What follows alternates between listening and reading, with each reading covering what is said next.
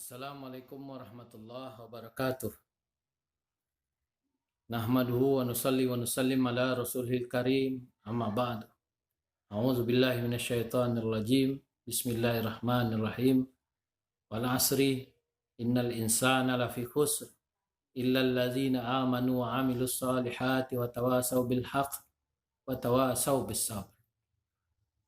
Qala Nabi sallallahu alaihi wasallam, man ahya sunnati faqad ahabani wa man ahabani kana ma'iya fil jannah. Sahabat sekalian, kita mulai taklim hayatus sahabah kita. Mendengarkan kisah-kisah bagaimana kehidupan Rasulullah SAW dan bersahabat. Semoga dengan mendengarkan kisah-kisah ini, kita makin semangat dalam memperjuangkan agama yang ada di dalam diri kita, keluarga kita, dan orang kampung kita. Sehingga makin hari agama kita ini makin baik. Pertama, tentang semangat dan kecintaan kepada dakwah. Keinginan Nabi SAW agar setiap orang beriman kepada Allah Subhanahu wa Ta'ala. Diriwayatkan oleh Tabrani dan Ibnu Abbas radhiyallahu anhuma berhubungan dengan firman Allah Subhanahu wa Ta'ala yang berbunyi, maka di antara mereka ada yang celaka dan ada yang bahagia. Surat Hud ayat 105, dan ayat serupa itu yang dicantumkan dalam Al-Quran.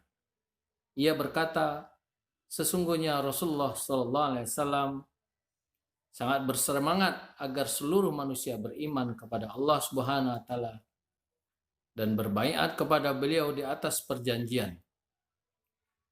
Allah Subhanahu wa Ta'ala telah memberitahu kepada Rasulullah SAW bahwa sesungguhnya tiada seorang pun yang beriman melainkan telah ditentukan bahwa ia orang yang paling bahagia sebagaimana yang tertulis di Lauh Mahfuz.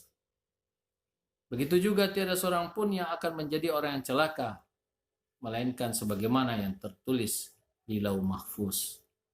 Kemudian Allah Subhanahu wa Ta'ala berfirman kepada nabinya, la'allaka bahihun nafsaka alla yakunu mu'minin in nasa' nunazzil alaihim minas sama'i ayatan fazallat a'naquhum laha khadi'in.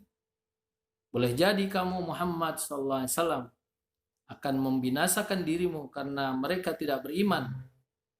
Jika kami menghendaki, niscaya kami menurunkan kepada mereka mukjizat dari langit, maka senantiasa kuduk-kuduk mereka tunduk kepadanya. Asy-Syu'ara ayat 3-4. Al-Hatsami dalam bab 7 ayat 85 berkata, perawihnya dapat dipercaya semua, tapi Ali bin Abi Thalib tidak mendengar langsung dari Ibnu Abbas radhiyallahu anhu. Dakwah Rasulullah sallallahu alaihi wasallam kepada Abu Talib sebelum meninggal dunia. Diriwayatkan oleh Ibnu Jarir dari Ibnu Abbas, ia berkata, sekumpulan pemuka kaum Quraisy menemui Abu Talib ketika ia sedang sakit. Di antara mereka ada yang bernama Abu Jahal. Mereka berkata, sesungguhnya keponakanmu telah menghina Tuhan-Tuhan kami dan melakukan ini dan itu serta berkata ini dan itu. Jika engkau memanggilnya ke sini, maka akan kami mencegahnya melakukan perbuatan seperti itu lagi. Abu Talib pun mengutus seseorang untuk menjemput Rasulullah SAW agar menemuinya. Nabi SAW pun datang memasuki rumah itu. Ketika itu ada sebuah tempat kosong yang hanya diduduki oleh seseorang. Yang hanya dapat diduduki oleh seseorang. Terletak antara Abu Talib dan seseorang di antara mereka. Abu Jahal khawatir jika Rasulullah SAW duduk di tempat kosong yang berdekatan dengan Abu Talib tersebut, maka Abu Talib akan menjadi luluh hatinya. Oleh karena itu, Abu Jahal segera melompat dan menempati tempat kosong itu, Rasulullah SAW tak dapat duduk berdampingan dengan pamannya, lalu duduk di dekat pintu masuk.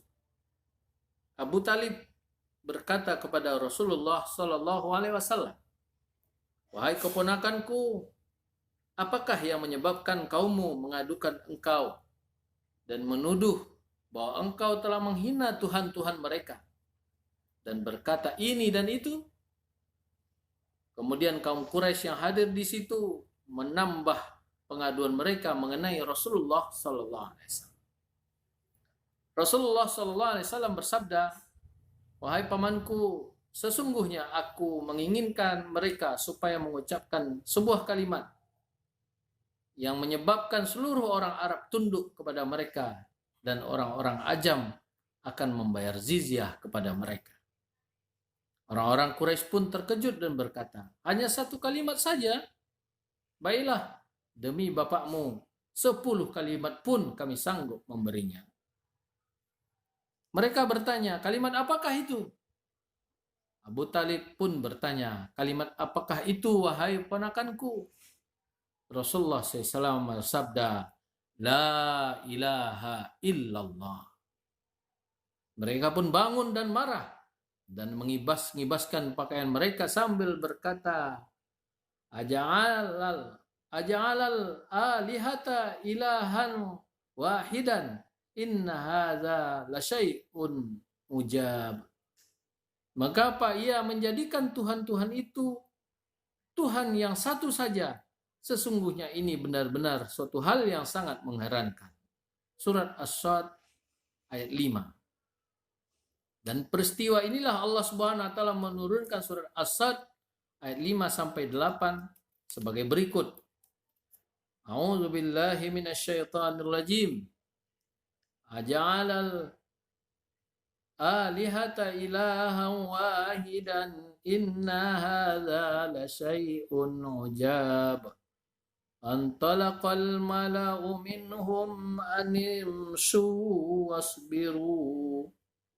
wasbiru ala alihatikum inna hadza lasyai'un yurad.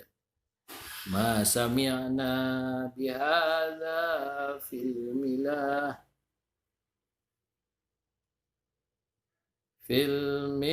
millatil akhirati in hadza illa ikhtilaq. Unzila alaihi dzikru min bainina bal hum fi syakkim min dzikri bal lamma yazuqu azab. Mengapa ia menjadikan Tuhan-Tuhan itu Tuhan yang satu saja? Sesungguhnya ini benar-benar suatu hal yang sangat mengherankan. Dan pergilah pemimpin-pemimpin mereka seraya berkata, "Pergilah kamu dan tetaplah menyembah Tuhan-Tuhanmu. Sesungguhnya ini benar-benar suatu hal yang dikehendaki. Kami tak pernah mendengar hal ini dalam agama yang terakhir. Ini tidak lain hanyalah dusta yang diada-adakan. Mengapa Al-Quran itu diturunkan kepadanya di antara kita? Sebenarnya mereka ragu terhadap Al-Quranul Karim dan sebenarnya mereka akan merasakan azabku. Surat Azab As-Sad ayat 5 sampai 8. Demikianlah riwayat ini disampaikan oleh Imam Ahmad, An-Nasai, Ibnu Abi Hatim, Ibnu Jarir, semua dalam bab tafsir masing-masing. At-Tirmizi meriwayatkan dan berkata hadisnya hasan. Demikian juga dalam kitab tafsir Ibnu Katsir, juga Al-Baihaqi dan Al-Hakim juga meriwayatkan hadis tersebut dengan makna yang sama dan berkata hadis ini sahih sanadnya. Akan tetapi Al-Bukhari dan Muslim tidak meriwayatkannya. Az-Zahabi berkata hadis ini sahih. Alhamdulillah, kita dengarkan bagaimana dakwah Rasulullah SAW kepada pamannya Rasulullah SAW dan orang-orang Quraisy. Semoga ini menjadi semangat bagi kita sama-sama. Kemudian mari kita dengarkan kisah berikutnya di channel ini. Sampai berjumpa. Assalamualaikum warahmatullahi wabarakatuh.